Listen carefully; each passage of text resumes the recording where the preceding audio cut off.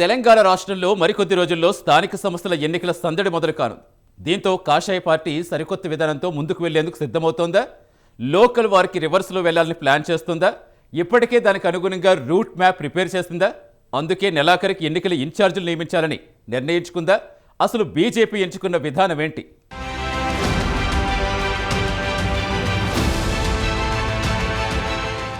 తెలంగాణ రాష్ట్రంలో అధికార కాంగ్రెస్ పార్టీకి మరోసారి షాక్ ఇచ్చేందుకు కాషాయ పార్టీ సిద్ధమవుతోంది. బీజేపీ రాష్ట్ర కార్యాలయంలో జరిగిన స్థానిక సంస్థల ఎన్నికల వర్క్షాప్లో కీలక నిర్ణయాలు తీసుకున్నారు. కిషన్ రెడ్డి అధ్యక్షతన జరిగిన ఈ సమావేశానికి పార్టీ జాతీయ ప్రధాన కార్యదర్శి సునీల్ బన్సల్, పార్టీ వ్యవహారాల ఇన్ఛార్జ్ అభయ్ పాటిల్తో పాటు ఎంపీ, ఎమ్మెల్యే, ఎమ్మెల్సీ, జిల్లా అధ్యక్షులు, పలువురు నేతలు హాజరయ్యారు. తెలంగాణలో స్థానిక సంస్థలకు ఎప్పుడు ఎన్నికలు వచ్చినా సిద్ధంగా ఉండాలని నేతలకి దిశానిర్దేశం చేశారు. కొత్త నాయకులు మరింత ఉత్తేజంతో పనిచేయాలని, నిత్యం ప్రజల మధ్య ఉంటూ గ్రౌండ్ వర్క్ చేయాలని మోదీ 11 ఏళ్ల పాలన, కేంద్రం ఇస్తోన్న పథకాలను గడప గడపకి తీసుకువెళ్లడంతో పాటు క్షేత్రస్థాయి సమస్యలపై ఫోకస్ పెట్టాలని దిశానిర్దేశం చేశారు.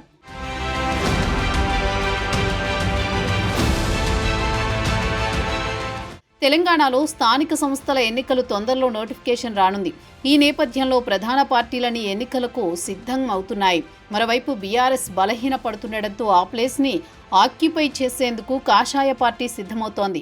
ఏడాదిన్నర కాంగ్రెస్ పాలనను ప్రజల్లో ఎండగడుతూ బీజేపీ చేస్తోన్న అభివృద్ధిపై ప్రజల్లోకి వెళ్లాలని చూస్తోంది. స్థానిక సంస్థల ఎన్నికల్లో కేంద్ర ప్రభుత్వం గ్రామ పంచాయతీలకు ఇచ్చే నిధులు, సంక్షేమ పథకాల్ని ప్రజలకు వివరించేందుకు పక్కా ప్రణాళికలు రూపొందించామని బీజేపీ నేతలు చెబుతున్నారు.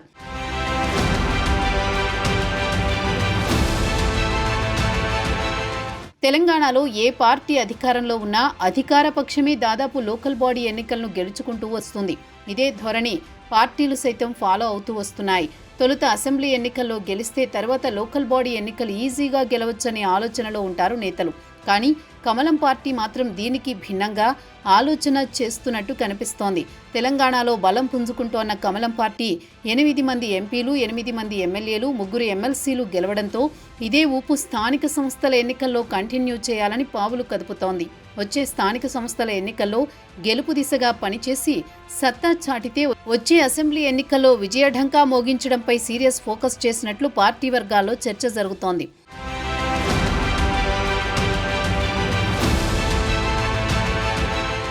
స్థానిక సంస్థల్లో పొత్తు లేకుండా స్వతంత్రంగా పార్టీ పోటీ చేయాలని నిర్ణయం తీసుకున్న కాషాయ పార్టీ అన్ని చోట్ల అభ్యర్థులను పెట్టాలని డిసైడ్ అయింది. అందుకు అనుగుణంగా కమిటీలను కూడా నియమిస్తోంది. రాబోయే లోకల్ బాడీ ఎన్నికల్లో కమలం వ్యూహం ఎంత మేరకు సక్సెస్ అవుతుందో చూడాలి మరి.